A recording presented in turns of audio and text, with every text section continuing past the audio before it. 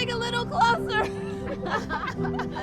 This is Greta Gerwig, who wrote and directed the film Lady Bird. I mean, I don't think anyone's quite seen a character like this before. And in this opening scene, she gives us a load of invisible exposition. How did Greta do this, and what purpose does it serve? Let's party. Great, let's party. There are loans, Your brother, your very smart brother, he can't even find a job. He and Shelley work. They have They jobs. bag at the grocery store. That is not a career, and they went to Berkeley. Your father's company is laying off people right and left. Did you even know that? In this dialogue, we're learning that Lady Bird has a brother.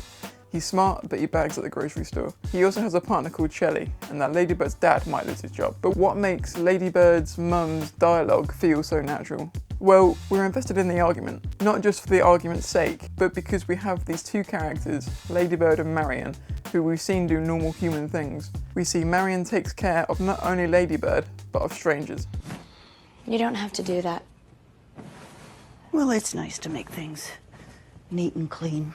We see them enjoy listening to Grapes of Wrath, and we see them cry when it's finished. They're relatable to us because whether you've listened to Grapes of Wrath or not, you've cried at least once in your life. Even though these are two odd and interesting characters, their human sides are shown, and so we're able to connect with them. Lady Bird is a teen who doesn't know what she's doing or who she is. I was once a teen, and I still don't know what I'm doing. We can see ourselves in Lady Bird's shoes because we've already been there. We care about what Marion is saying because it affects Lady Bird, who we see as ourselves. She's learning about her dad being laid off for the first time, and so are we. Your father's company is laying off people right and left. Did you even know that? No, of course you don't, because you don't think about anybody but yourself.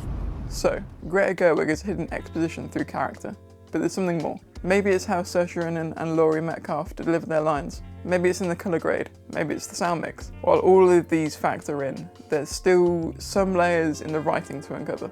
Lady Bird wants to go to a college in New York, but her mum wants her to stay in California. The exposition Marion is delivering about how Miguel only works at the grocery store and how Lady Bird's dad might be getting laid off, that's used as a defence mechanism to shut Lady Bird's ideas down of going to the other side of America. We're also in the middle of an argument, so the conversation is always going somewhere. It's always getting more heated. We're constantly passing points of no return, like when Lady Bird brings up the fact she wants to move to the East Coast. We can never go back to the Grapes of Wrath moment because Marion will try and shut Lady Bird down with her defense mechanisms. There's no way Marion is letting that go because it's of importance to Marion's character. However, because moving to the East Coast is of major importance to Lady Bird, she's not going to back down either, and she's never going to let that go. And she shows us how important this is to her at the end of the scene. And then maybe you'd learn to pull yourself up and not expect everybody to do everything.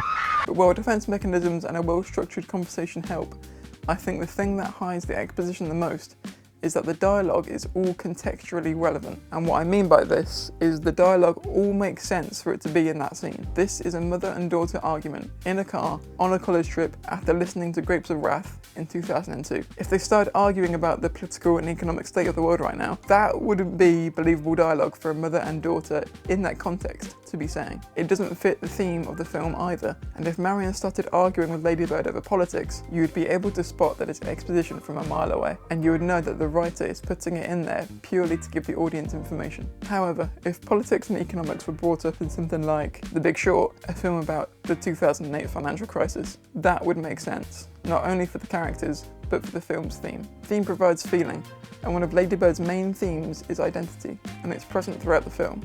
Right from the start, when Lady Bird says, Do you think I look like I'm from Sacramento? we can start piecing together not only her character, but the film's theme as well. But if the theme is identity, how does this car scene fit into the film? Well, if the theme is about you and your identity, finding out what you like, what you don't like, where you belong, who your friends are, what music you like, what you're looking for in a partner, then a teenager arguing with her mum about where she wants to take her life, it couldn't apply itself more to the theme. While this is an argument about college tuition, on a deeper level, it's Lady Bird saying, I want to make my own way in the world without you telling me what I should or shouldn't be doing. All of this is reinforced by the madness of high school, a place where, arguably, you get judged about your identity the most. Even the title of the film contributes to the theme, with it being Lady Bird, Christine's name she gave herself. She rejects the name her mum gave her, as she, again, wants to forge our own identity. Almost every conflict in this film is about identity, and that is masterful storytelling by Greta Gerwig. It's not a surface level theme either. It's not saying something like,